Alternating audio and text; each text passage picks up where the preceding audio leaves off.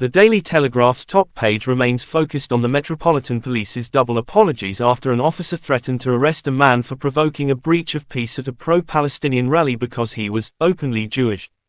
According to the article, Prime Minister Rishi Sunak has refused to back Met Chief Sir Mark Rowley, claiming he has questions to answer. A photo of Victoria Beckham being given a piggyback by her husband David as she leaves her 50th birthday party is also included. It's an image that appears on a few other top pages.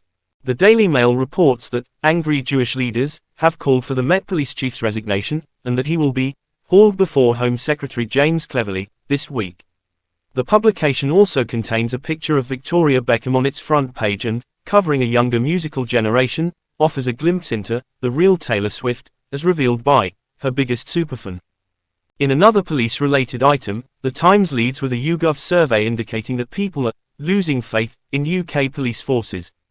The article attributes it to a spate of scandals and an increase in offences. In the same piece, the newspaper declares that it would conduct its own groundbreaking year-long inquiry into the future of the criminal justice system.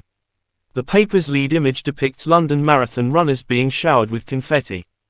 The Guardian's front page features a joyful portrait of Perez Jepchirchir. The Kenyan marathon runner shattered the women's world record after finishing the London race in 2 hours, 16 minutes, and 16 seconds.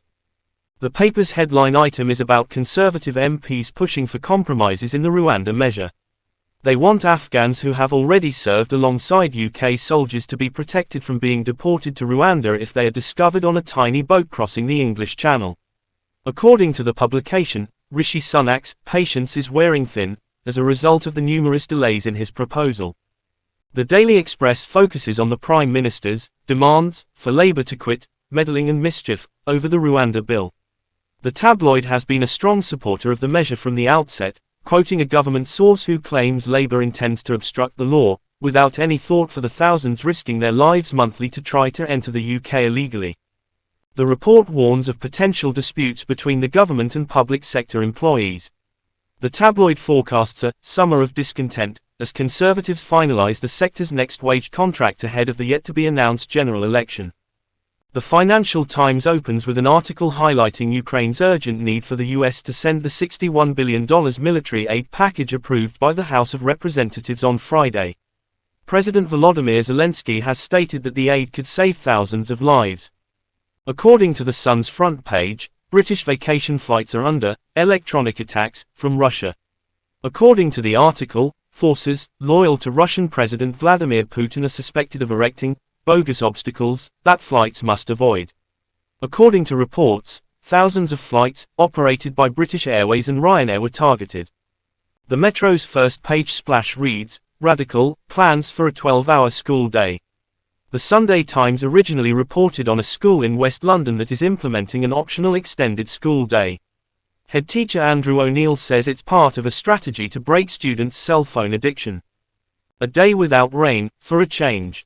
That's according to the Daily Star. Their top page claims that forecasts anticipate the UK is due to get some dry days, which it labels an April miracle. The first page also features an article about how coffee supposedly helps you live longer. Positive vibes all around. According to The Guardian, Rishi Sunak is under pressure from Tory backbenchers and Lords to spare Afghans who have served alongside British forces from deportation to Rwanda. According to the publication, the concession could make it easier for Parliament to enact the Rwanda measure. The Daily Telegraph claims to have seen leaked government documents that reveal the Foreign Office attempted to scuttle the programme by raising fears that it would violate human rights rules.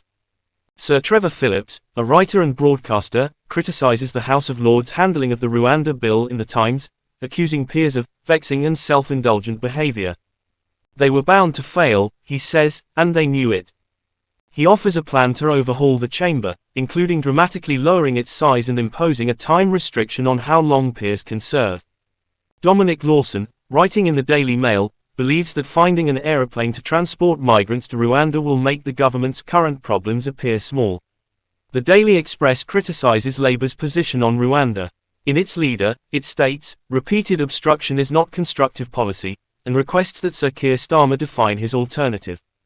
The documentary contains significant criticism of the Metropolitan Police's conduct of the Gaza protests as well as the anti-Semitism row, which arose after an officer chastised a demonstrator for being openly Jewish.